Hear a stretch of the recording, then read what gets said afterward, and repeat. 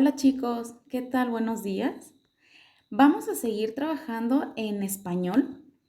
En nuestro tema inicial, que no lo perdamos de vista, es la exposición, que es comentarle a un grupo de personas un tema en particular, tomando en cuenta que debemos agregar un título, hablar en voz alta y enriquecerlo con imágenes.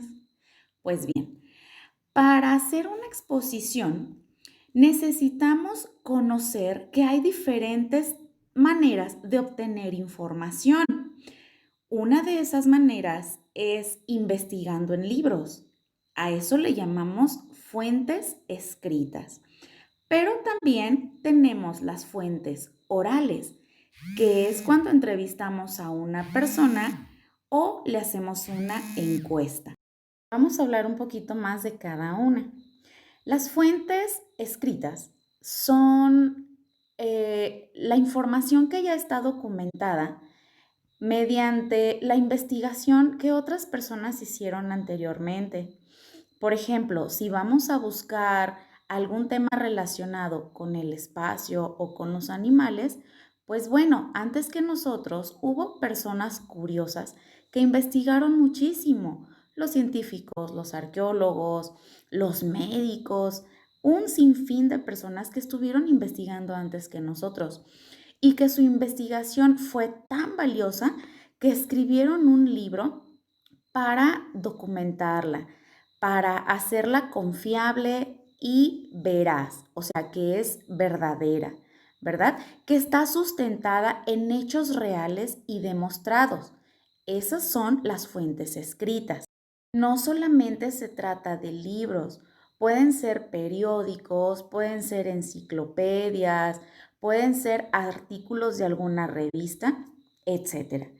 Las fuentes orales se llaman orales porque son investigadas de una voz a otra voz. ¿Cómo es eso, maestra? Pues sí.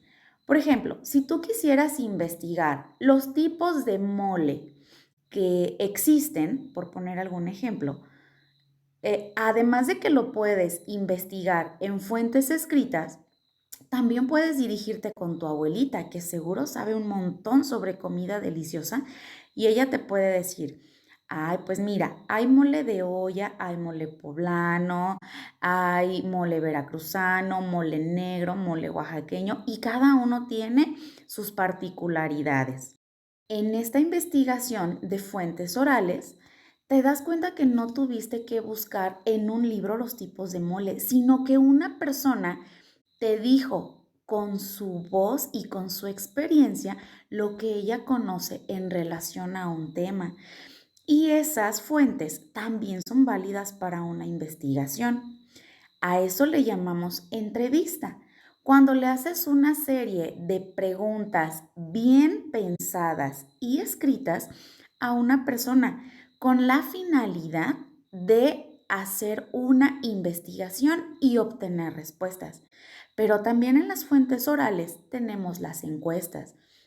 En las encuestas haces preguntas con opciones cerradas. Por ejemplo, abuelita, ¿qué tipo de mole te gusta más? ¿El mole negro, el mole de olla o el mole poblano? Y si te das cuenta la diferencia entre entrevista y encuesta dentro de las fuentes orales, pues es que en la entrevista tiene la persona a quien le haces las preguntas la libertad de responder lo que su experiencia y su conocimiento le dictan. Pero si tú le realizas una encuesta, entonces tú le estás limitando las respuestas por A, B o C. Esa es la diferencia. Entonces, vamos a continuar con los tipos de investigación que hay, porque al final de todo esto, que puede parecer un poquito extenso, va a concluir con una exposición de tu parte. Por eso es que estamos investigando primero qué es la exposición y luego las diferentes maneras que existen a tu alcance de obtener información sobre un tema. Entonces, Para pasar a practicar concretamente ya el tema de las fuentes orales y escritas, nos vamos a ir a la guía, a la página 63 y 64. Vas a leer en voz alta el texto informativo que tenemos al inicio y en base a eso vas a responder las actividades que se tienen. Entre las actividades que tienes está diferenciar lo que es una fuente escrita de una fuente oral. También te pide que rodees las imágenes que representan una entrevista. Posteriormente, te ponen un montón de gente con diferentes trabajos para que tú le relaciones con una línea el tipo de pregunta que crees que le corresponde. Esto es, si a un cocinero le preguntas sobre el espacio, ¿crees que tenga mucha experiencia para responder? Tal vez el chef conozca un montón de información sobre el espacio. Sin embargo, su área de especialidad pues es la cocina. Entonces, lo apropiado es que a un chef o cocinero le preguntes temas relacionados sobre su experiencia o sobre su conocimiento, ¿sí? Finalmente, te pide que escribas un tema de los que ahí mismo te presentan en la guía para que tú mismo pongas a quién le harías una entrevista sobre uno de esos temas.